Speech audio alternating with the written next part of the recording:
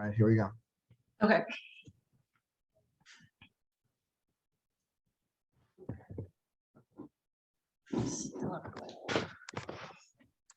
Hey, good afternoon, everybody. Welcome. See, a lot of people are logging in for today's webinar. Two things before we get started. Number one, let us know in the chat where you are logging in from, as we always do. It's so wonderful to see people participating from around the world. So please post something in the chat. Let people know where you're from. Maybe you'll recognize someone or you want to connect.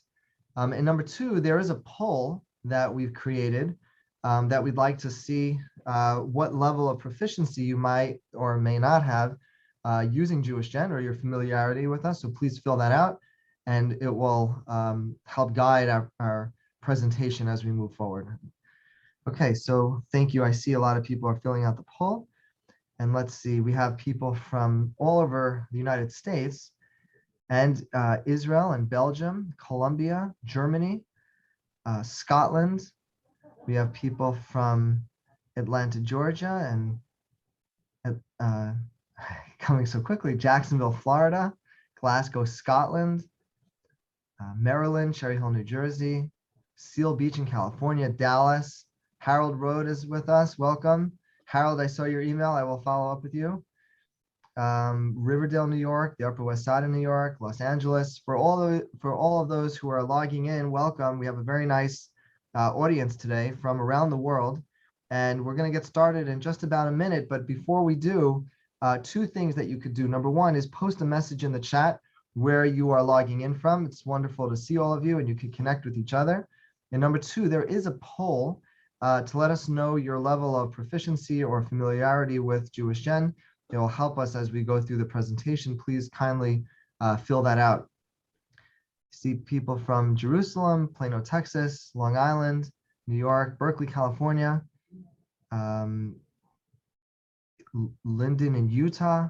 We have people from England, Seattle, Michigan, Denver.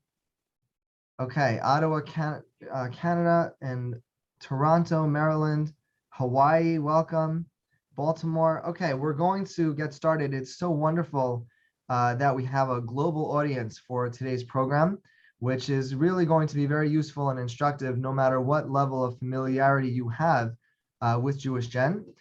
For those of you who I've yet to meet, my name is Avram Grohl, and I am very privileged to oversee JewishGen.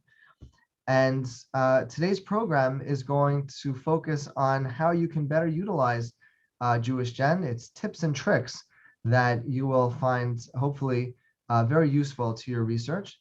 Our speaker today is Ellen Kowitt, who is well known in the Jewish genealogy world. She, among other things, is our JewishGen USA Research Division Director.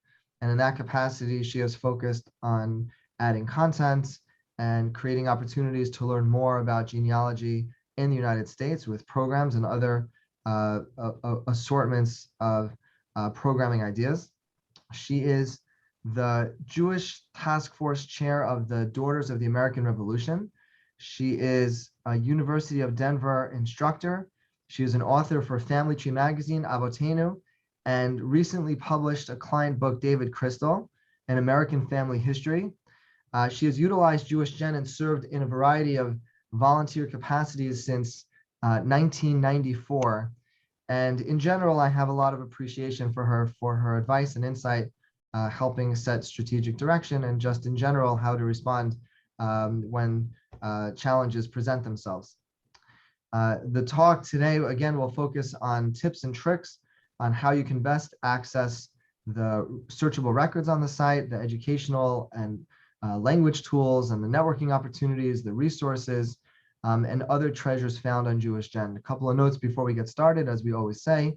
Number one, the session is being recorded, and it will be made available on JewishGen's YouTube channel. And I must apologize, I am behind by a few weeks on loading the previous webinars, so I appreciate your patience. I'm going to try to get to that soon, along with this webinar. Number two, we are continuing to post messages on our discussion group and on Facebook on the Jewish Genealogy portal, among other social media groups. So if you're not on them, please register. It's a wonderful way to connect with other genealogists and to seek research advice. And you'll hear about that, I'm sure, in today's presentation. And it's also a great way of staying informed of what's happening in the Jewish genealogy world and programs such as this one. And we are very glad you're with us. And without any further ado, I'm going to pass it over to Ellen Kowitt. Thank you, Avrami. I did notice in the Q&A, I don't know if the poll was launched. I can't see it or launch it myself. So I'm going to start. Well, I see it. Would you like me to read out the responses to you? Yeah, that would be great. Okay, so first of all, thank you to everyone who has taken the poll. Here are your responses, and there's still some people coming in. The question is what is your experience with JewishGen? And there are 4 choices. You're brand new, never visited. You have some experience, but need guidance. You are a regular user seeking new tricks and updates, or you are an expert maven. And here are the responses. There, 6%, about 50 people, are brand new or never visited the JewishGen website. So you're new, so welcome. We're glad you're with us. 51% have some experience but need guidance. 41% are regular users seeking new tricks and updates, and 2% are expert mavens, and more than 900 people have taken the poll. Wow. So those are the responses we have. I see somebody asked me to enable the transcription, and I am going to do that right now. Okay, back to you, Ellen. Okay. Fantastic. So I'm actually going to turn my camera off until the Q&A, and I'm going to share my screen. So Rami, if you can just give me the thumbs up. Do you see it? I see it, and I just want to mention one other thing, which I forgot. You can post questions in the Q&A. Please don't post them in the chat, and we'll try to get to them at the end. Please try to keep the questions general in nature. We're not going to be able to give you personalized guidance, but if there are questions that are in terms of general strategy or approach or methodology, we'll try our best to go through them. Okay, I'm going to mute myself now, Ellen.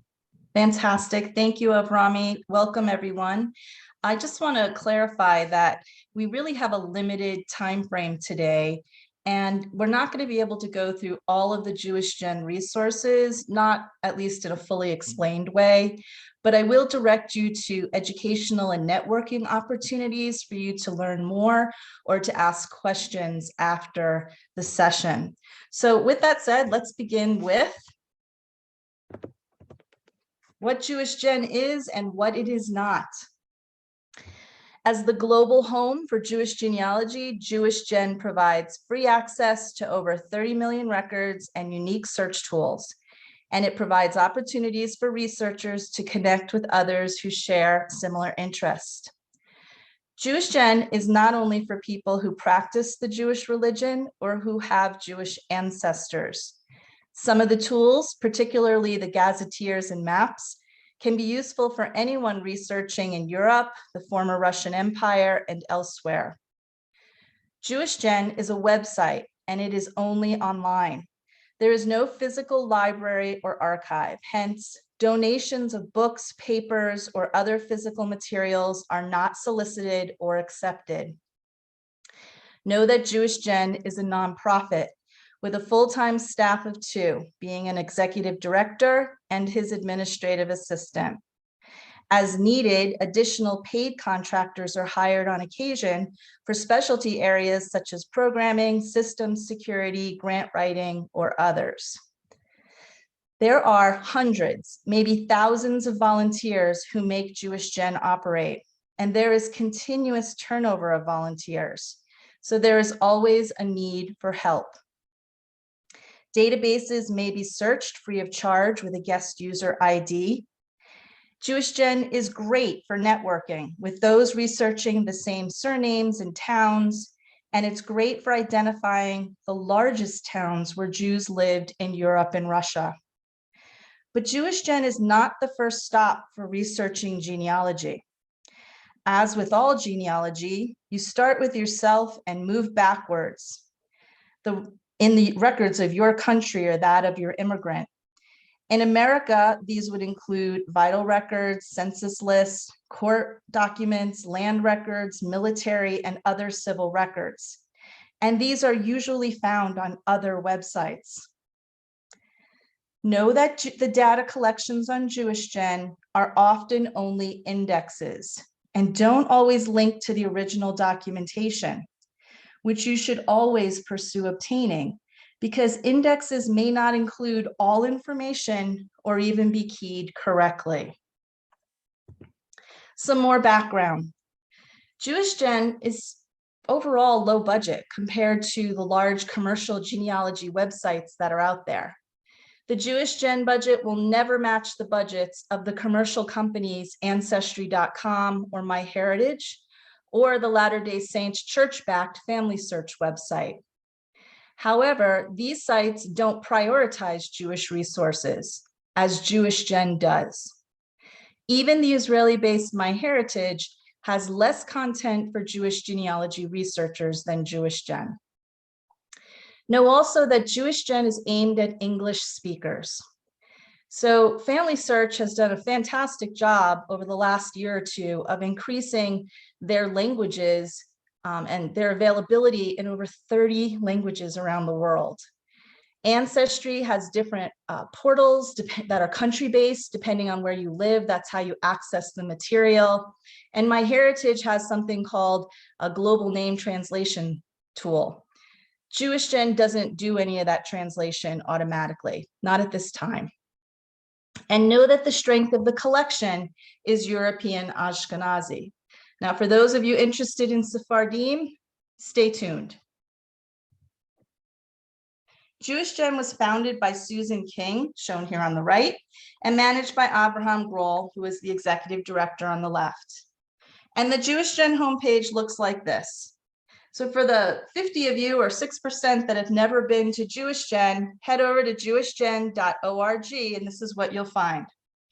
You can then navigate from the tabs across the top that say About Us, Get Started, Databases, Research, and Donate, or from the circles in the middle, or from the featured resource links on the bottom of the home page. Each tab across the drop-down menu looks like this. So About Us is basically background, contact information, media, and the support center. Getting Started is great for first-timers, reviewing the frequently asked questions, and the hidden treasures found in the info files and the tools. There are also online genealogy classes that you can pay for, some are free, and we're going to talk a little bit about that. There's a donate tab to the right, but the meat of JewishGen you'll access from the databases dropdown and the research dropdown. This is the core of what we're going to cover today.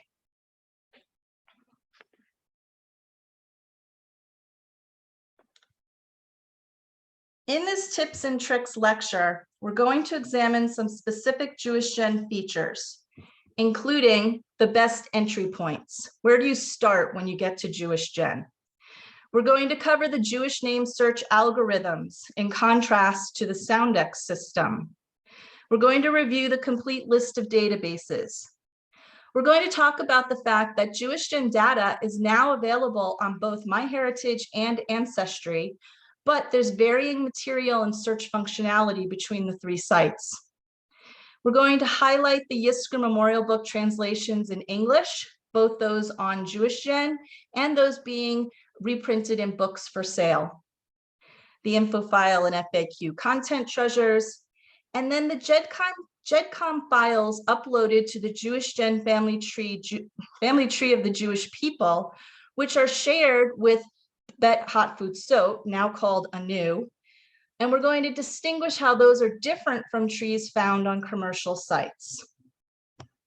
The resources are extensive, and deciding where to begin on JewishGen differs from person to person, and even within your own research from branch to branch within the same family. So the best starting points are Unified Search, the community's database, the complete list of databases, and the burial registry.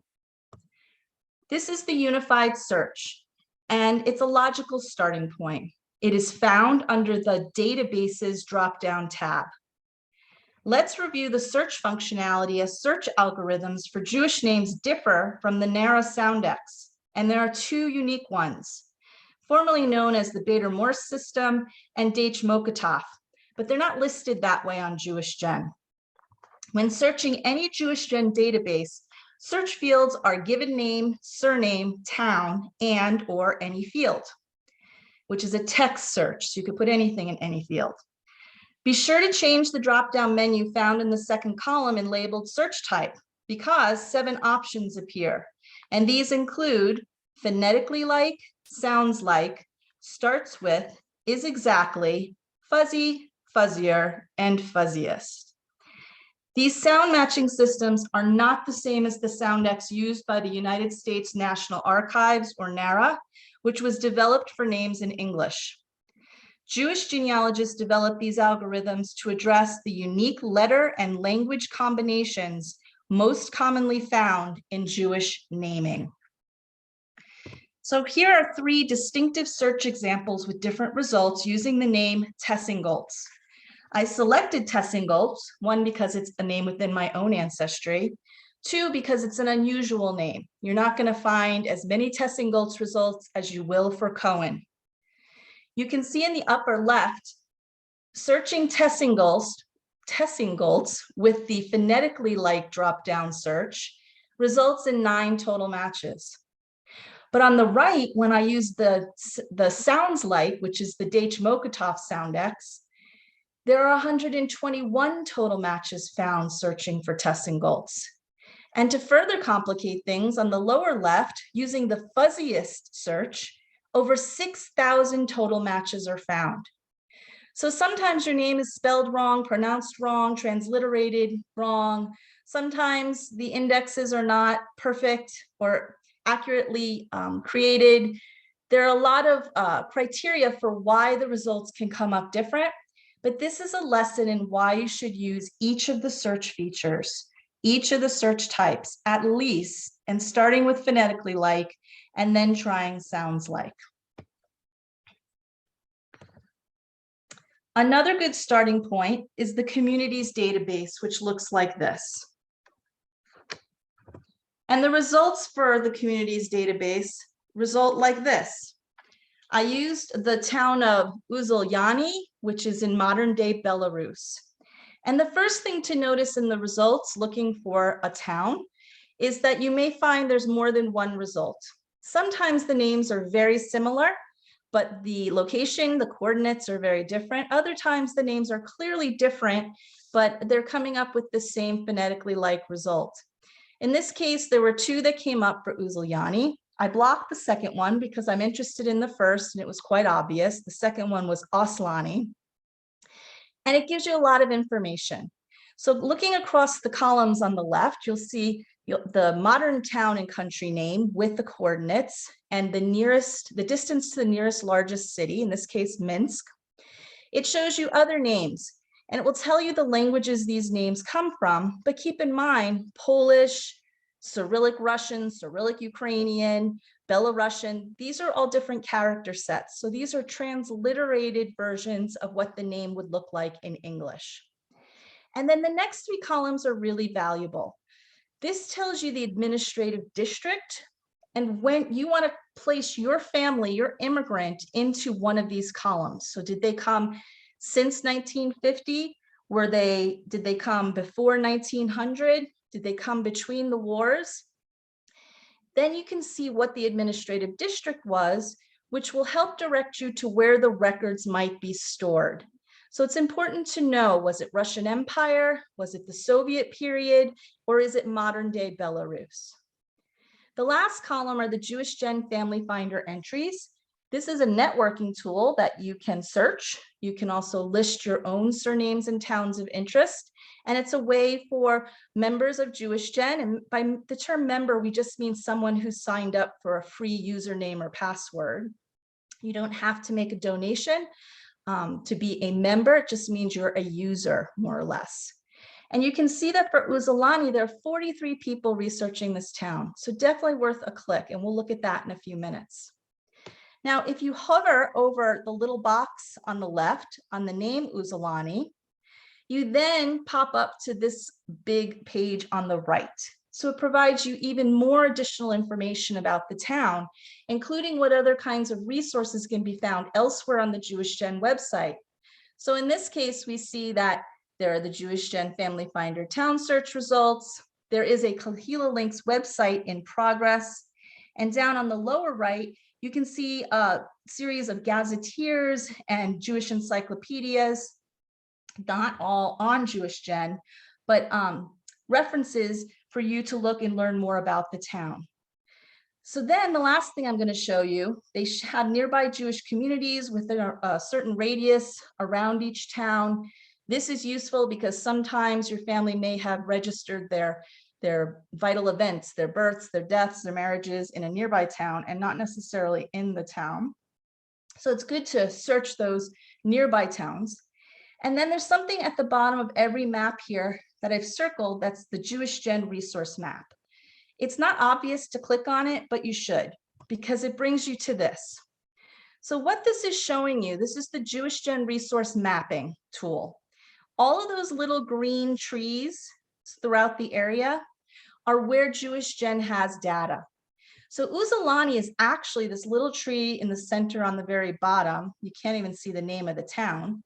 But you can see that Smilavici and this Mikanovici and this Makavalavici fairly nearby, and others too, that JewishGen has information or data for. So you might want to take a look at those towns, even if you've never heard of them in your own family's search or history. Okay, moving on. This is the complete list of databases in JewishGen, and it is found from the databases drop-down tab across the top. There is no card catalog on JewishGen, like you might be familiar using on Ancestry or Find My Past or MyHeritage. But there is this complete list of databases, and it serves as a collections catalog, but it differs from these other websites because the title searches on other sites will result in what material is found. Here on JewishGen, the complete list of databases appears geographically. So you can see across the top with all these boxes with countries, any one of these that you click on will then show you the links to the various database collections for that country or area that are available on JewishGen. This particular slide is just showing the first one, the general areas, because it includes many different countries and geographic regions. And then it tells you what the databases are that you can do a general search on. Unified search, the family finder, the family tree of the Jewish people, the communities database, the gazetteer, etc. You need to always read a collection description, because you'll learn more about where the original materials might be housed or when an index might have been compiled. This is an example that I wrote earlier this year. And there are some very interesting distinctions about this collection that are kind of important and will inform your search results. So this particular database about Jewish soldiers and sailors in the Spanish-American War was taken from an article published in the American Jewish Yearbook in 1900. In the article, it says that it's a preliminary list and that the final list will be housed at the American Jewish Historical Society. Now, that collection wasn't digitized for us to index, but if you were looking for someone who doesn't show up in this database, it might be worth going to the original final source and seeing if your name was added. There is a digital link to this collection. Any of the early materials put on JewishGen back in the 90s, the 2000s, they did not have digital collections that were linked. So the more recent additions to JewishGen are more likely to have an actual document or a link where you can look at something in a digitized format and perhaps browse to the right page. So this particular collection is found on the Open JSTOR collection.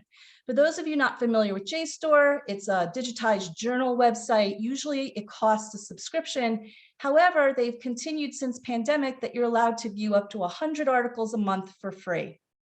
So you can look at this set of 2,500 names. But then this goes on to explain that there are names that are starred with no evidence that the people are Jewish.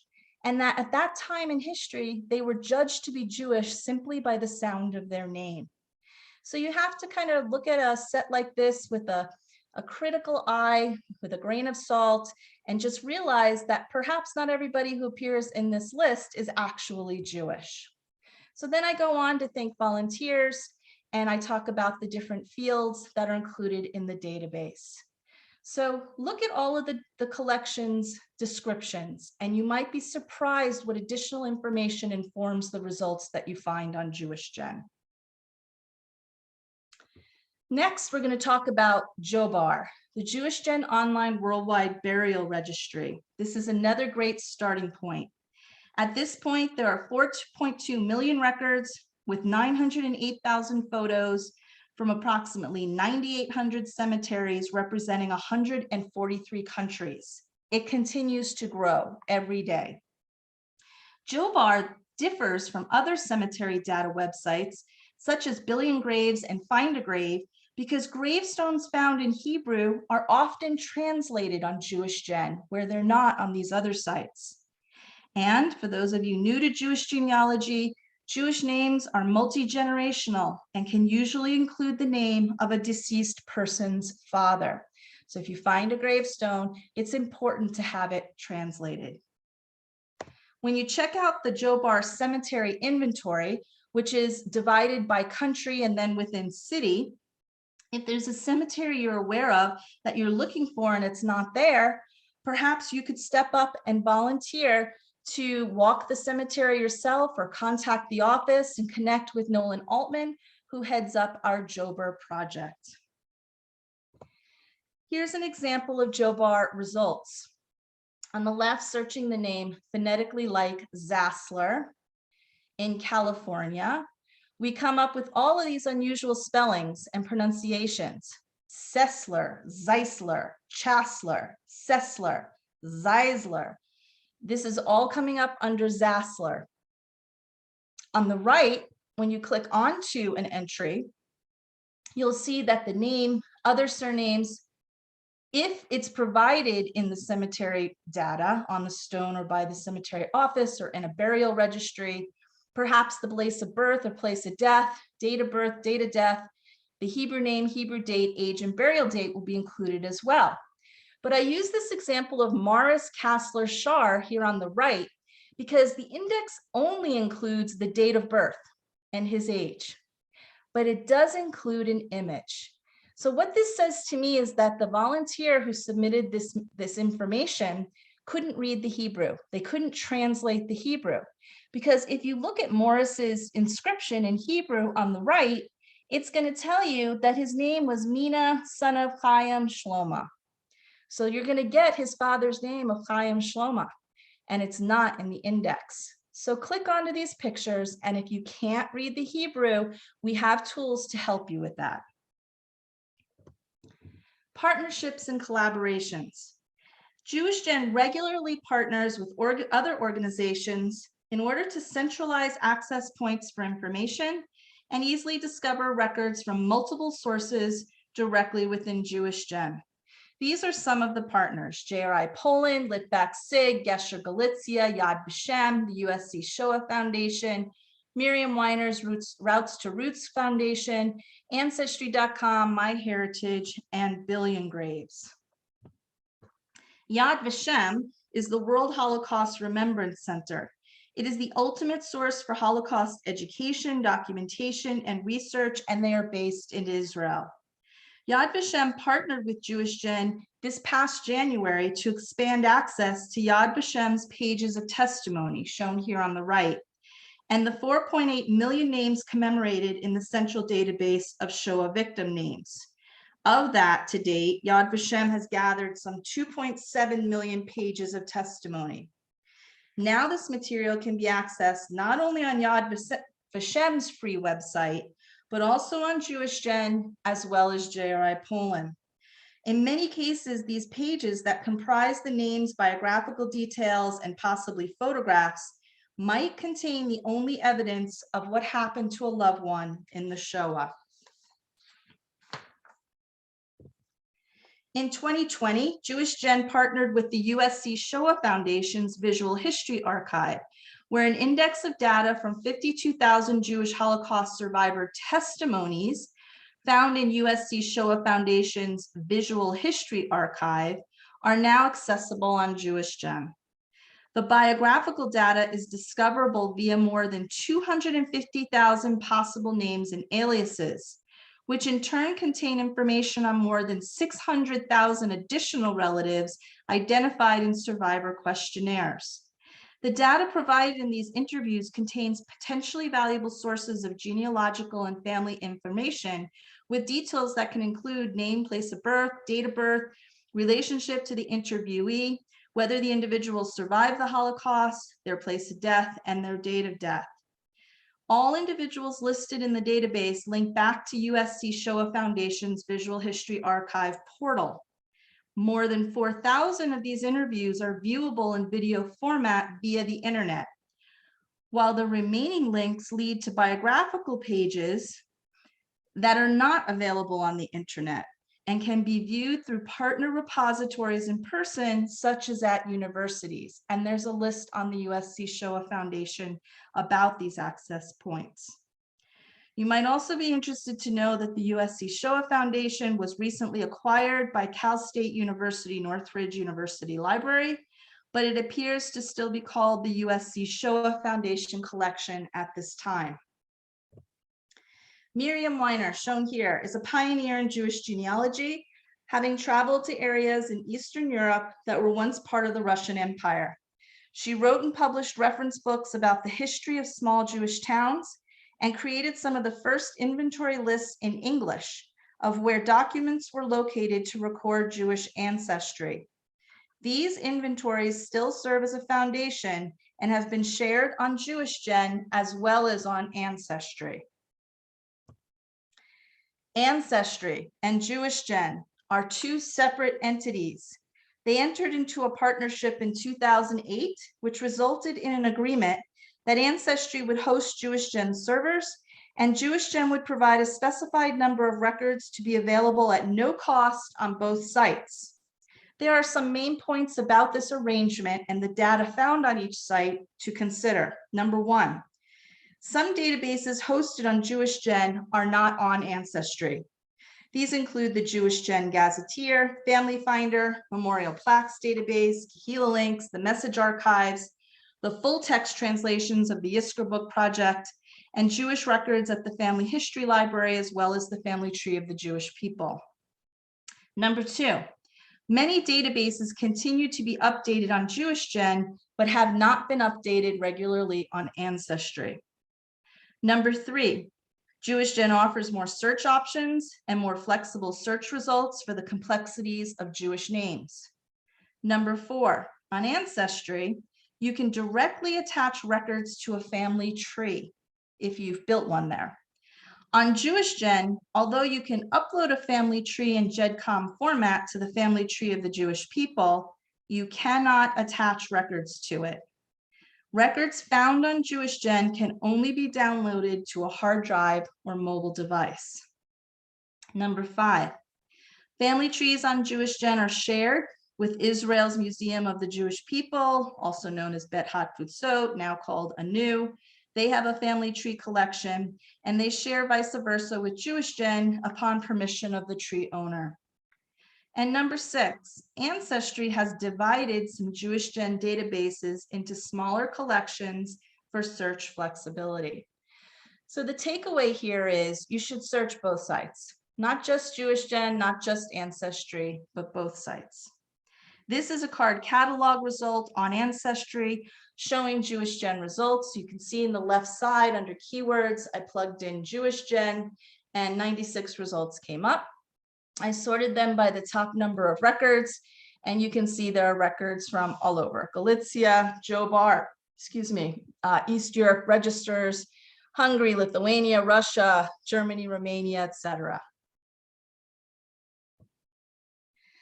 Perhaps one of the biggest announcements in the Jewish genealogy world is the 5.8 million JewishGen records licensed to MyHeritage this past winter. This represents a significant percentage of JewishGen records, but not all. The goal of the agreement is to expand JewishGen's reach and introduce JewishGen to thousands of MyHeritage users who would not otherwise be familiar. JewishGen records will appear in search results on MyHeritage, as well as in MyHeritage's smart matches. Each record contains source attribution with a link back to JewishGen. Notably, JRI Poland data is not included in the JewishGen MyHeritage agreement.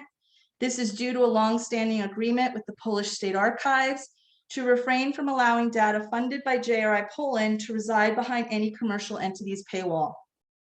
The records in these collections will now benefit from MyHeritage's powerful matching technologies, which automatically match historical records with 83 million family trees on MyHeritage. On JewishGen, records were available to search and view in English only, but on MyHeritage, the global name translation technology allows individuals researching in other languages, such as Hebrew, Russian, or Greek, to search and view these records with the names translated into other languages. So these are more hidden gems on JewishGen. We just are not going to have time to fully go into all of them. I want to say that ViewMate is very valuable because all of these images of gravestones, or if you have postcards written in Yiddish or something in Russian, Cyrillic, that you need a small translation, not a chapter, but a page or two or an image or two, you can scan the image, upload it to ViewMate. It will assign you a link that you can then publicize through the discussion group and ask for people familiar in those languages to translate the material for you. A word of caution: always get more than one translation. People have varying language experience. There are different dialects, particularly in Yiddish, and it's always good to get more than just one translation. Ideally, get a few and make sure that people are translating it in the same way. Maps. There is the communities database we covered. There's also a gazetteer, and the gazetteer has been updated this year. It includes towns and cities around the world. It's a great way to look for cities or towns that may not, by their modern name. That's the value of it. And then Kahila links. Kahila links are websites that are housed or hosted on JewishGen, created by volunteers, usually in memory or in honor of a town, a Jewish town that doesn't exist anymore. Many times town leaders from Ukraine SIG or other research divisions start these and collect materials about the town. And they've done a lot of work for you. So if you want to know all things about a town, you can go to a Kahila links page, and depending on the volunteer, the information varies from site to site, but it can really jumpstart your research. It can help you to connect with others who are researching the same town. You may see images you've never seen before, and maybe you can even donate letters or memoirs or some community history links yourself. This is the Yizker book project page on JewishGen. Yizker books are memorial books about Jewish communities that don't exist anymore. Most were published in foreign languages by survivors after the Holocaust.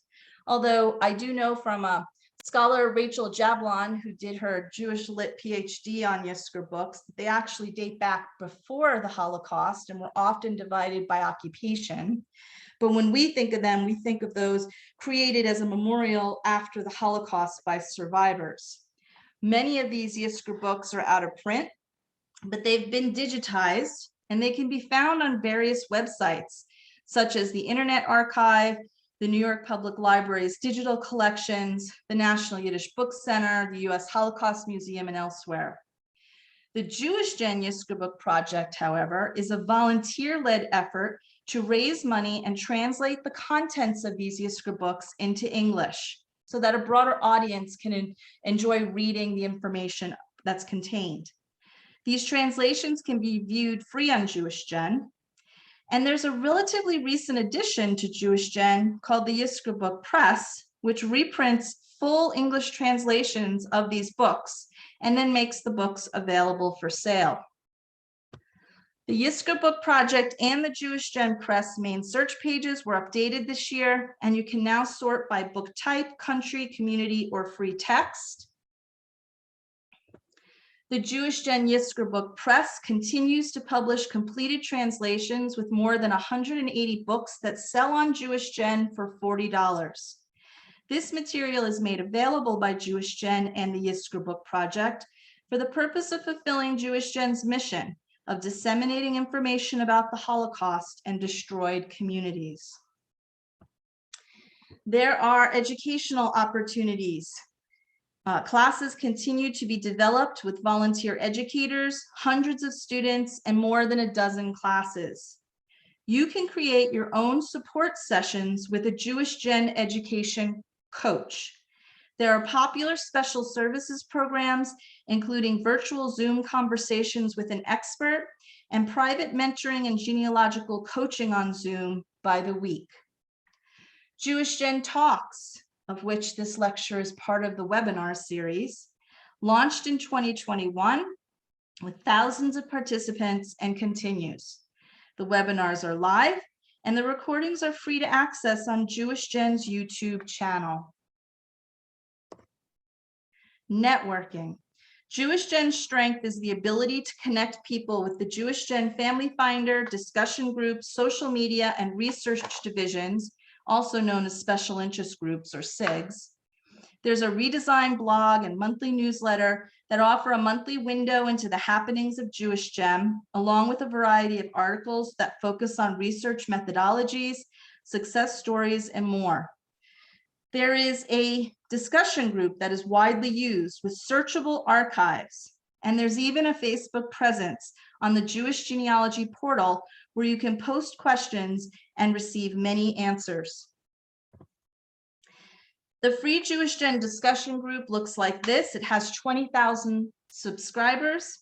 It migrated in 2020 to a secure and mobile-friendly platform where, in addition to English, you can post messages in other languages. The messages can have attachments and display hyperlinks, photos, and images, and you can include formatted characters. All of the messages in the discussion group are available since 1998 through the discussion group archives, which looks like this. So I put in the name Tauschner on the upper right-hand side in the search box, and all of these results came up. There were 10. Again, I picked a name not that common to my husband's family, and you can see that there are both people with the exact spelling Tauchner in their email address or in their list of names they're searching, or perhaps in something specific looking for a specific Tauschner, like Isaac or Itzik Tauschner, who immigrated to the US from near Krakow in 1901 per the 1920 census. He married Fega or Fanny Bender, also from that area. They had 5 children in the US. The beauty of this is that you can then reach out by email to the person who posted this over the last 25 odd years. And if their email address is still functioning, they might be able to share more information about the same family or about the town you're researching or some other topic. So take advantage of the discussion group archives, even when you can't reach out to someone because you aren't able to reach them anymore. There's still a lot of content here that can be of use for your search. I mentioned the JewishGen Family Finder. It looks like this. You see that you can search the database, you can list your, you can view your existing entries, you can modify your existing entries, and you can add new entries. When you find someone, the example on the right, I was searching phonetically like Tversky. 57 hits came up for 35 researchers. You can see Tversky is generally pronounced and spelled the same way, given an I or an E, a W, or a V, but it tells you the countries and the towns. And then you can reach out and click on any of those underlined here links, which will send an internal message to the person who posted. So again, a great way to connect with people who might be researching the same name and or town that you are, and they can provide you with additional information. They may even be a relative. This is the JewishGen blog on the left and the JewishGen or the Jewish Genealogy portal on Facebook. Interestingly, the portal on Facebook has 53,000 members. The discussion group only has 20. So if you're looking for a quick translation, a quick question, you want to introduce yourself, as long as you have a Facebook account, then you can join a Facebook group. This is a Facebook group. Search for it under groups by the name Jewish Genealogy Portal, and you can follow the thread, or you can chime in and answer other questions or post your own. So what's new in the last year or so? The Jeff Malka Sephardic and Jeannie Milgram Crypto Jewish collections have greatly expanded Sephardic content on JewishGen. There's been an increase in the number of towns found in the JewishGen Gazetteer from 1.5 million to 4.5 million. You can now utilize Boolean search parameters of or and. For example, if you're interested in both names Cohen and Goldberg with the towns of Krakow, Poland, and Podgorz, you can now perform just one search. Simply add both names in the surname search field with a comma to represent the word or between the two names. And you can input both town names with a comma separating them in the town field. To search using the and function, simply add a space between two search terms. With the addition of 31 new data sets, there are now almost 3.8 million records in the Holocaust collection. There have been significant improvements with internal processes to upload data. This has simplified the work for volunteer leaders, frankly, and it makes the data available faster for the users to use. A new country database for the Netherlands was added with more than 15,000 records, and the family tree of the Jewish people has grown to more than 9.4 million records. Notably, JewishGen has significantly increased its Sephardic data with the addition of the Jeff Malka Sephardic collection, which includes 146,000 records and has records of Sephardic and other Jews from Algeria, Austria, Bulgaria, the Balkan nations, the Caribbean, Croatia, Egypt, France, Greece, Italy, Libya, Morocco, Spain, and Tunisia. There are also comprehensive records from Israel and the Holocaust.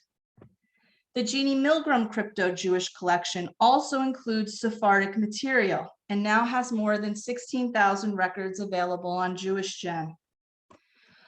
JewishGen currently has 24 research divisions, also known as SIGs or special interest groups, which focus on expanding collections of records, adding additional information content to the JewishGen knowledge base, and encouraging the creation of more Kahila links entries for towns which once had a Jewish community. Most of these research divisions are geographical and focus on European areas. The newest, however, is the USA Research Division, which highlights Jewish record collections about Jews in America 1654 to the present. As with all research divisions, there is a website for the USA Research Division with useful content, a growing searchable database, a hashtag of #USA for searching relevant posts on the JewishGen discussion group, and a series of free recorded webinars featured on JewishGen Talks about Jewish archival collections in America. We hope to offer 2 new JewishGen Talks webinars on researching Jews in America later this year, one on finding synagogue records and another about the Jewish archives for the Great Lakes region. Central to the USA Research Division is the USA Database, and it includes Jewish newspaper surname indices, synagogue and rabbinical lists, and various miscellaneous collections, including tuberculosis patient applications of the Jewish Consumptives Relief Society in Denver, bank passage order records from Philadelphia, Hebrew Immigrant Aid Society Boston arrivals, Feldman mortuary record books, and more. Genealogy societies and individuals are encouraged to identify new projects and create surname indexes to help this part of JewishGen grow.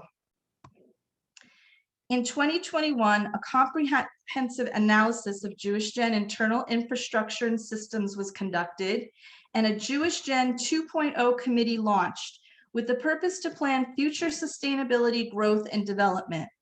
Looking forward, JewishGen is committed to a massive renovation project. JewishGen version 2.0 will provide a new website appearance, organization of data, and easier navigation of the website. A request for proposals is circulating, and work is expected to begin this summer with an anticipated launch in 2023. Stay tuned for this exciting next chapter and consider making a donation to help JewishGen 2.0 progress along. So we could take some questions.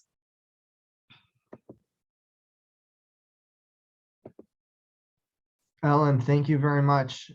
Is it easy for you to just look through the Q&A and pick out what you think, or would you like me to read them out? I think if we both look, there's a lot in there. Okay. Let's see.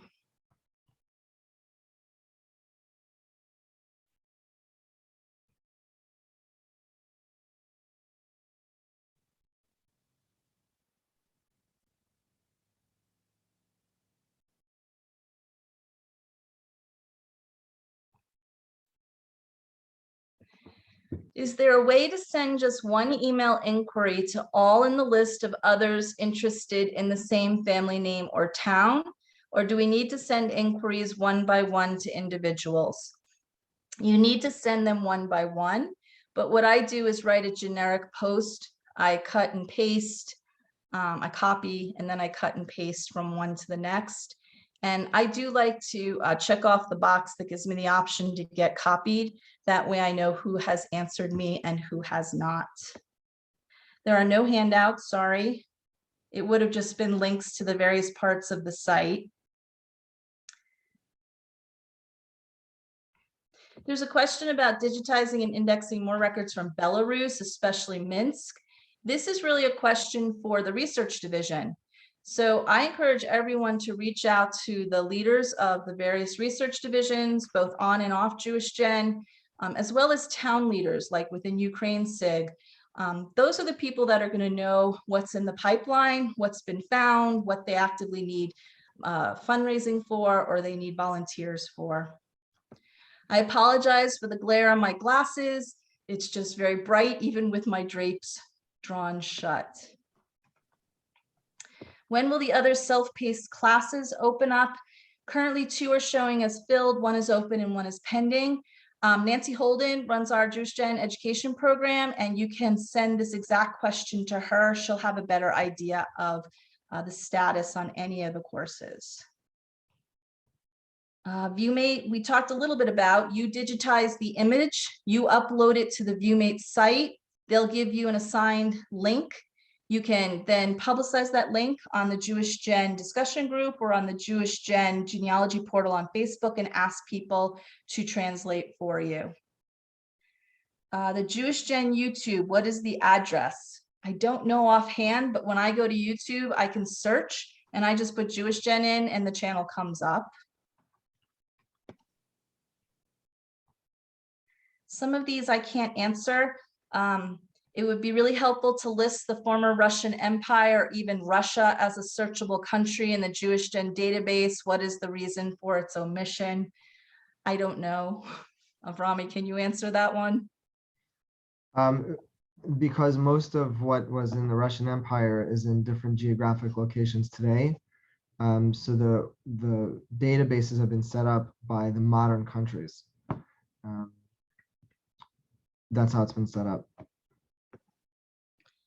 There's a question about the Dach Mokatok sound text in Ellen's slide doesn't show up in the dropdown. I actually picked up on that, Avrami, when I was doing this. So the choices in the search dropdown are phonetically like, sounds like, starts with, is exactly, fuzzy, fuzzier, and fuzziest.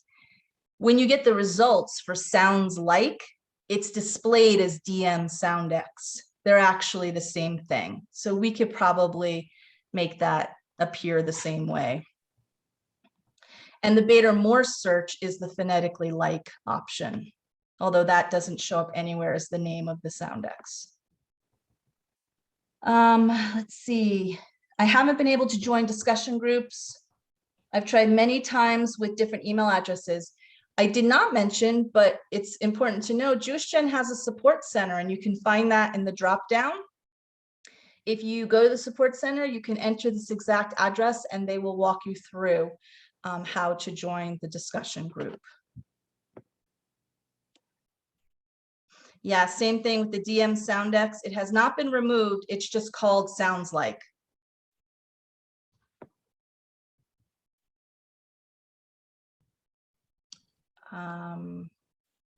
How do you search for someone with a very common surname and all documents state Minsk? They came in the 1880s, no town.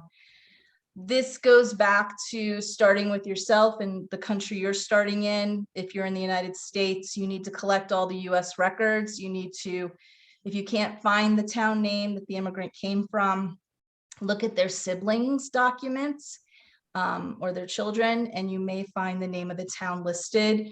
If you haven't collected the naturalization, if it's after 1906, that is a definite document you want to collect. What was the link I named regarding Jewish soldiers? So this is a part of the USA database. It was a collection on Jewish soldiers of the Spanish-American War.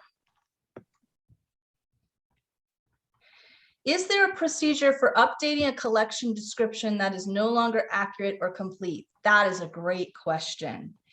If you can get in touch with the name of the person who originally submitted the material to JewishGen, that is your best bet, because they can submit a replacement file to JewishGen and have it uploaded. If that email address or person is no longer around or active, you could go directly, I guess, to the support center, and it would be forwarded to the person who could be responsible for that. Avrami, I'll let you answer this one. Why do separate database searches if you already have done a unified search? If you go to the different databases, you can see the list of component data sets that might help you focus your research. You can actually search specific databases also from the unified search. It just gives you two different access points depending on how you want to approach things. I'll add to that sometimes because of geographic locations, you might think that the data is in one location in one database, but it might be somewhere else. So the unified search allows you to account for that, to search across multiple databases at the same time. Or both. I think Polish destinations fall in that category because modern day Poland could have been part of the Prussian Empire, the Russian Empire, the Austrian Hungarian Empire. So sometimes it's good to look in various places, not just one. Right. There's a question, excuse me, if I put a name in the unified search, will it show results for Jobar? Yes, absolutely. My donation for this webinar goes to Museum of Jewish Heritage. What is your relationship with Museum of Jewish Heritage? Avrami? We are an affiliate of the museum, but the donations that go to JewishGen are allocated specifically to the organization, 100% to be utilized by JewishGen. They can either be used as an unrestricted gift, which means it goes to our general operating fund, or you can restrict them if there's a specific project that you have in mind. Okay, thank you. How do I correct incorrect death or burial information listed on JewishGen?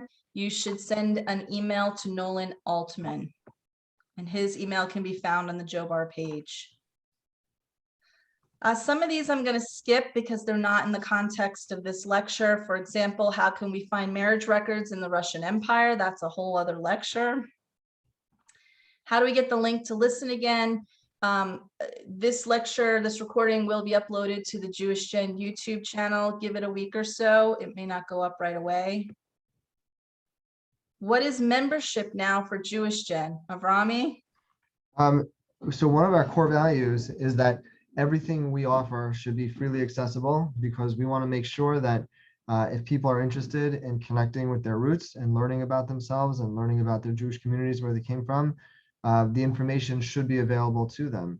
That said, we ask that the people who rely on us, if they're in a position to do so, to help support us financially, and any gift makes a difference. We don't have a traditional membership, but we ask that people give what they can. For those who are able to give $100 or more, we have what we call special value-added services, which are really a special thank you for the level of generosity of $100 or more. And the two main benefits are, number one, on the Family Finder, which Ellen mentioned, what an important tool that is, that you can connect and see who else is researching the same information you are. You can have an automatic email alert. So if somebody else registers their information down the road, you don't have to continually check the website, but you can get an email alert to say, hey, someone just put on information that you might find of interest. That's number one. And number two is, on the actual search pages, you can have more fields that you can put in. So instead of only being able to put in one field, you can put in 4: last name, first name, a town, or some free text. So they're quite valuable. But it's really just a thank you, a small token of our appreciation for your choosing to support us. That's great. Do you want me to take any more of Rami, or should we wrap it up? Sure. If you have a few more minutes, that's great. Sure. So there's a question, will those databases currently not updated in Ancestry eventually be updated? And the answer is there's no plan at this time. I can't answer the Ancestry only questions. For the Jewish records, do you have to pay for a subscription on MyHeritage? So the MyHeritage arrangement just began, and there's a lot of clarification that we need to get out there. But basically, it's not the actual results of data. It's a link back to JewishGen. So in the smart matching, in the record matching, you're going to see the JewishGen result, but you need to click on it. It will bring you back to JewishGen, and you'll look at it the same way you would as if you came to JewishGen directly. So no, you don't have to pay for a subscription on MyHeritage to see the JewishGen records.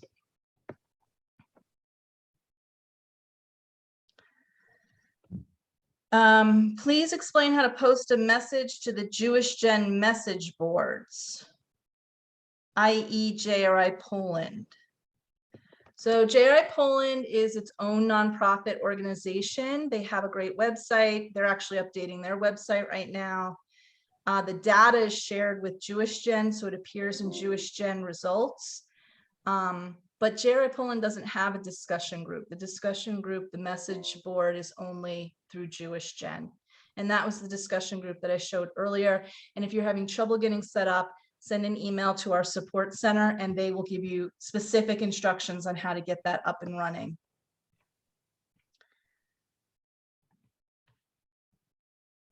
JewishGen pays to have Yizker books translated to English. How can that be arranged?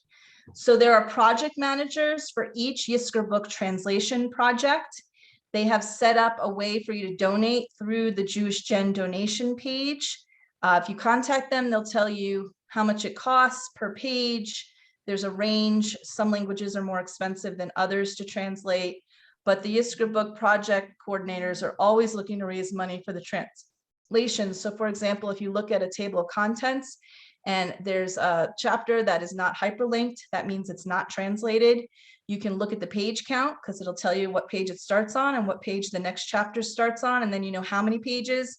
They'll tell you how much money per page. You make that donation through JewishGen's donate, and then the coordinator will arrange to hire a translator and get it placed on JewishGen. And we encourage you all to do that, because there's so much information in those Yizker books that's valuable.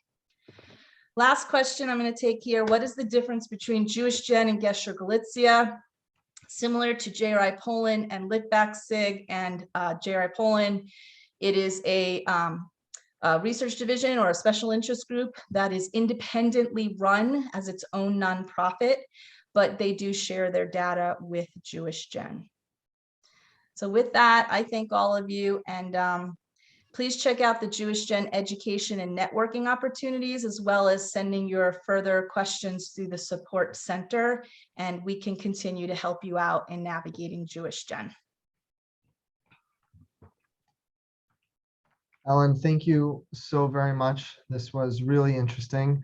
I think we got a lot of comments where people learned a lot, no matter what level of familiarity they had with the site. Everything was really clear, and thank you so much. We appreciate you taking the time to organize this and to be with us today.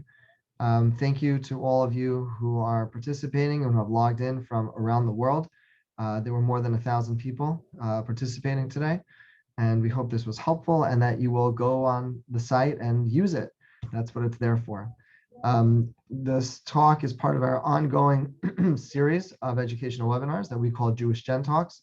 The next talk will take place next week on the topic of the lives of our educated ancestors, Jews and American colleges. The speakers will be Dr. Dan Oren, Dr. Cynthia Gensheimer, moderated by Karen Franklin. So it should be very, very interesting. We encourage all of you to register. You can do so at JewishGen.org/live. And then we will post additional information about future webinars accordingly. As a reminder, as Ellen mentioned, this video has been recorded and we'll try to put it online soon. And we thank you all for joining us today. And we wish you a very happy rest of the week and a happy holiday, the happy holiday of Shavuot over the weekend. And we hope to see you on Jewish Gen. Take care.